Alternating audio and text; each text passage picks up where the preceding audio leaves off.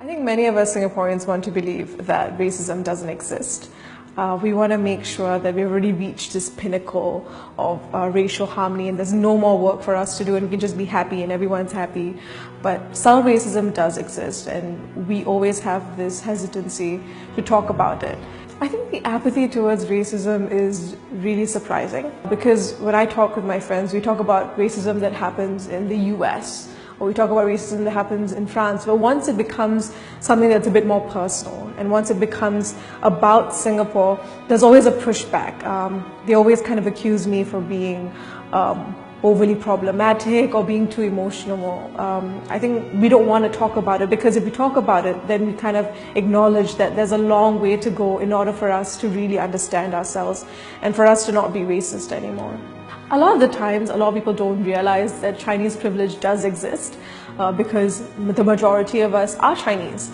And the thing is, you don't realize that because you're part of a normal or a standard and you don't really have to look out for representation. Like when you go watch the media and you don't actually look out and say like, oh, is there like an Indian person or Indian woman being represented? You don't feel that. But for us especially, we feel that. A lot of the times you don't see someone who looks like you on media or on television and that really affects you. While growing up, I did hear a few racist comments that really affected me.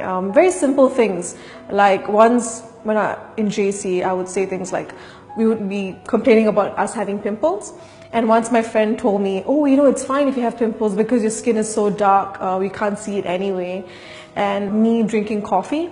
And so I asked her whether I had coffee stains and she was like, oh, it will blend in. And they were saying like, I'm not being racist, I'm just telling you what's true and why are you being offended? And I'm just like, that's not something that you should say. Like, if you're having a glass of milk, I wouldn't tell you that will blend in with your face. So if that's not accepted, then this is not accepted as well. In primary school, you have to hold hands while walking around. And sometimes some girls wouldn't hold my hand. And I felt really bad because I felt like I was being ostracized.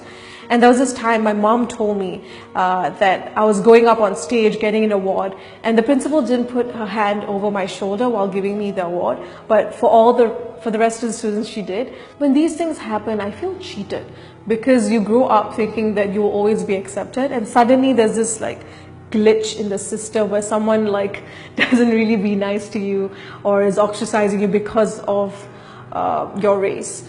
Makes me feel sad.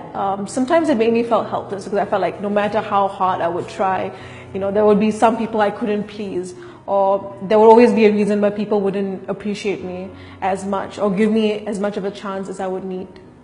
Racism affects the confidence of the minorities because it makes us feel as if there's always something that we need to prove. And also the worst part is when we internalize this and we think that we need to work extra hard or that we should move away from our racial identity or our cultural practices so that we can kind of fit the mainstream or kind of project ourselves as more Singaporean, more Chinese. And I hear a lot of like my friends who don't want to speak that much Tamil because that would mean they're being too Indian. When your minority friend tells you that something is racist, don't be so quick to dismiss it and say like you're taking yourself too seriously or just take it as a joke. Like actually listen to them. Another important thing is that a lot of the times if we point out as something being racist, it's almost as if we are accusing them and that's not true. We're just saying that, hey, this hurts me. Can you actually hear me out and let's have a discussion about this and why this might not be okay and why this might affect someone. Racism in Singapore does exist. The first step to solving racism is acknowledging that it exists. And the second step is to having an open discussion about it. Because if we're not going to have these discussions and we're not going to acknowledge it, it's going to be very hard to create an inclusive society and for all of us to feel comfortable in our own skin.